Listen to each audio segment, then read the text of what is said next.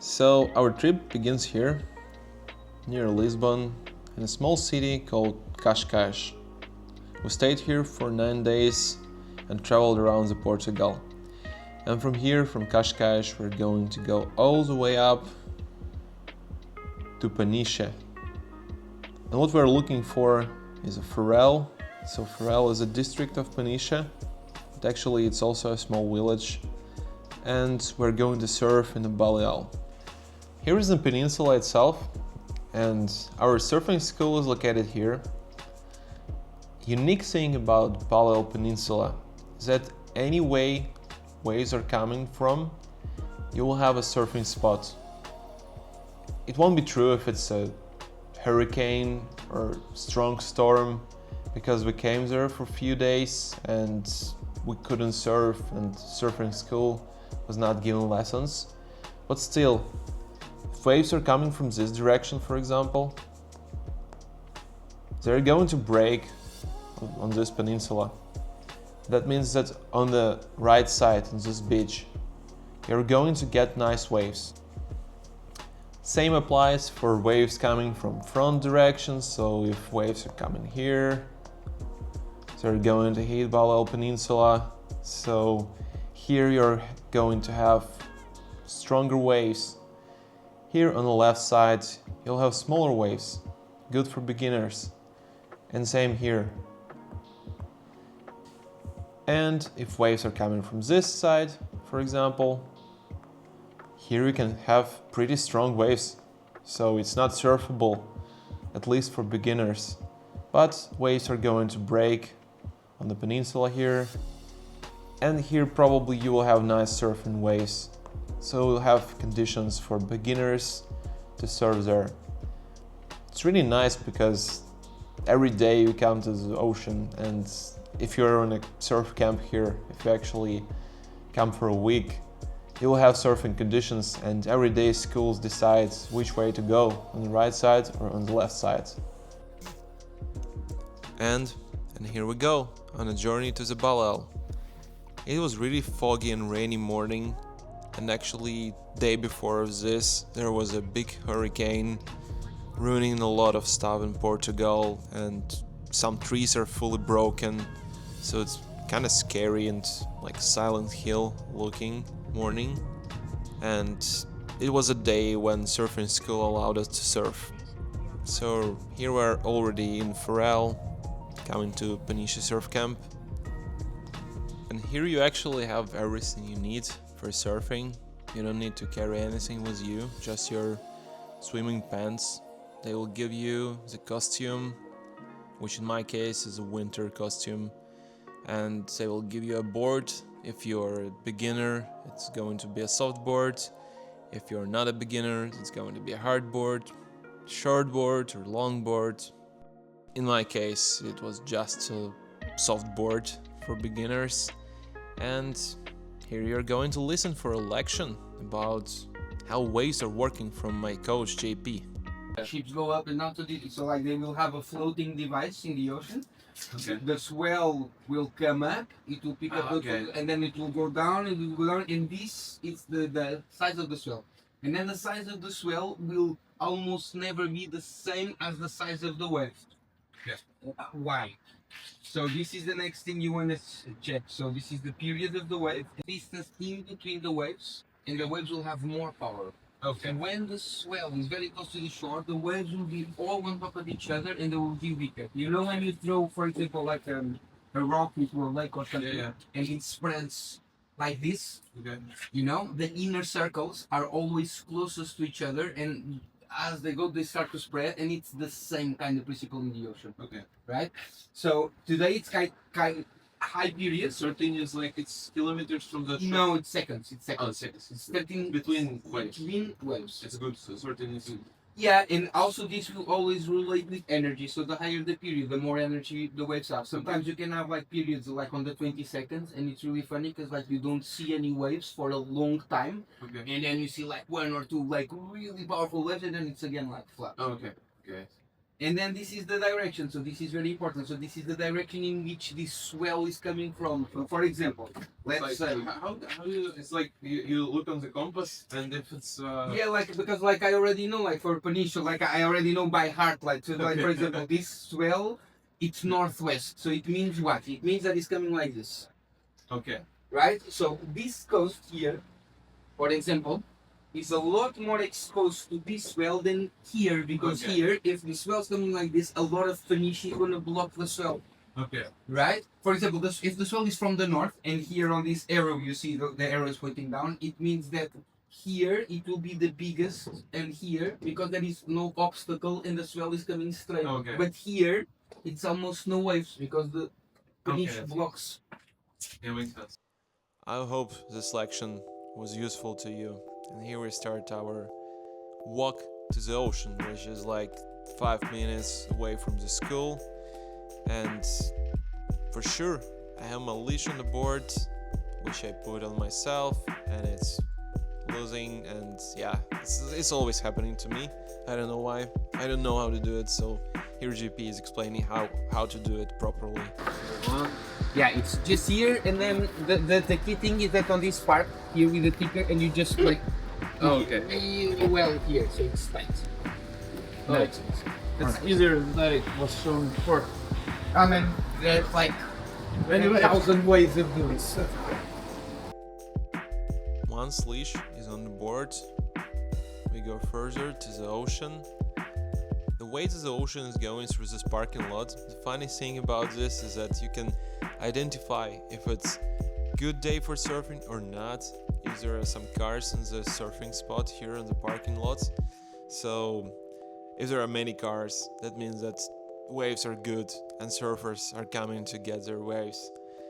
If there are few cars, it means that waves are not good. So even if you're not professional, you can identify it by looking on that. But for sure, like if you are riding hardboard, you already have some experience in surfing. If you're not a professional, you need to get a coach, so it doesn't matter for you. So we did some warm-up, we did some preparations, and now we're getting into waves. Actually, the quality of the video next will be a bit worse than we had it before, just because it was filmed on a phone with a really large zoom, so the ocean is quite far away, but the water is coming to my wife, so she's standing far away. Still, she soaked her feet.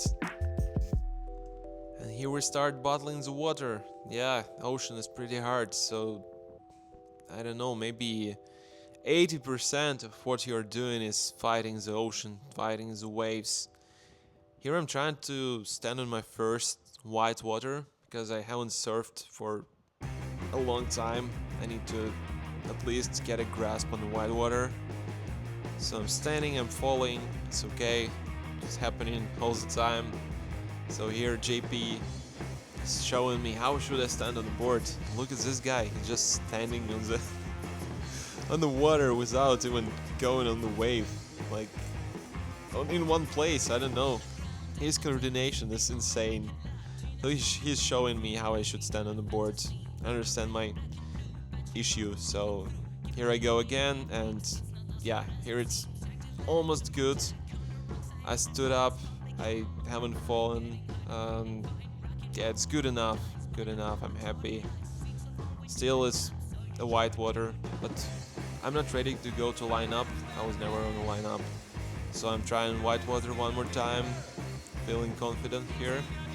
And we have another student, another guy, so JP is helping us both. So after my ride on the wave, I need to get back to the coach.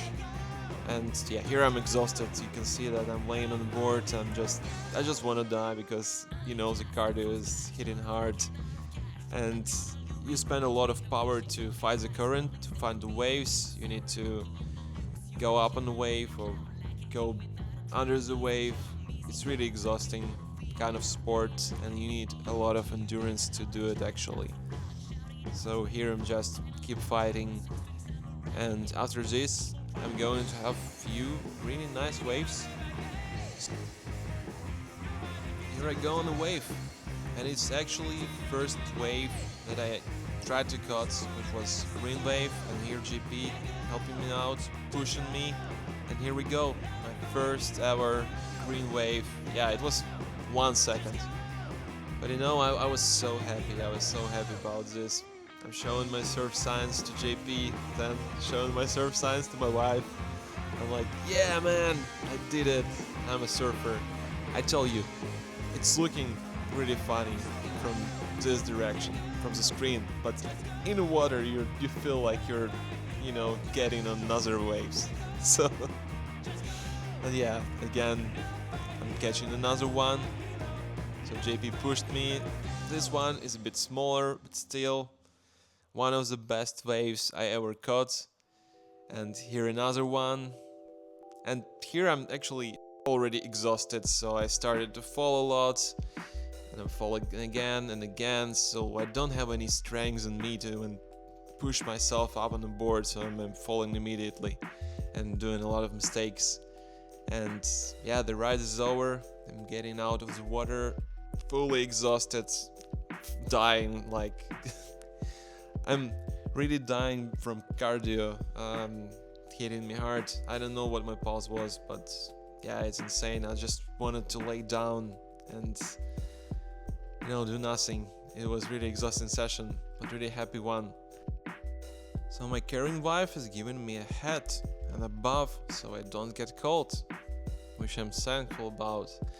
And here, like a pro, because I already saw how to do it, I'm putting a leash around the board and we're going back to the school.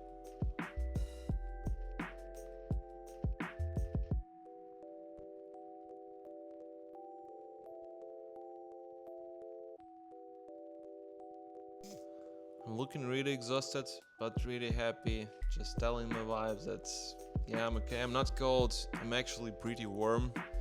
And to be honest, in this thick layer of winter swimming suit, I was super warm, especially because the water was not getting into my suit. And before that, I think I had X large costume and the water was constantly getting into my sleeves, but with large costume it was so tight that it fit me well, and it was pretty nice in the ocean.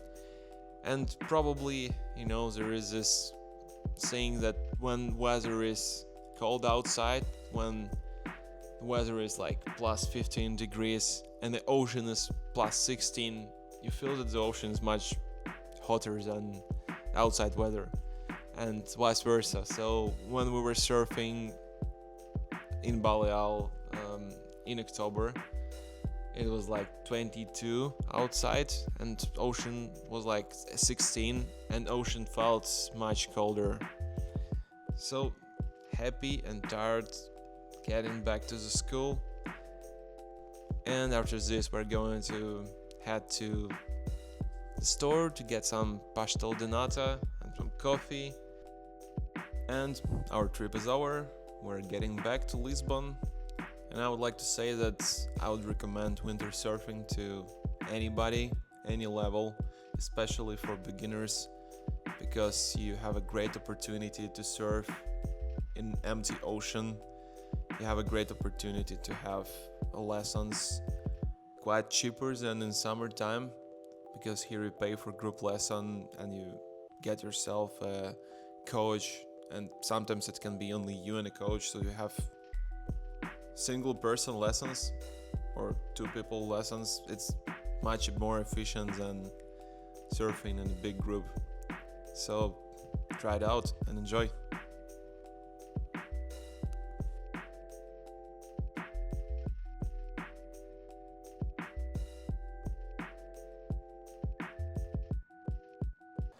Hi there, and thank you for watching my video. If you liked the content, please hit subscribe. There is going to be more soon, and see you later.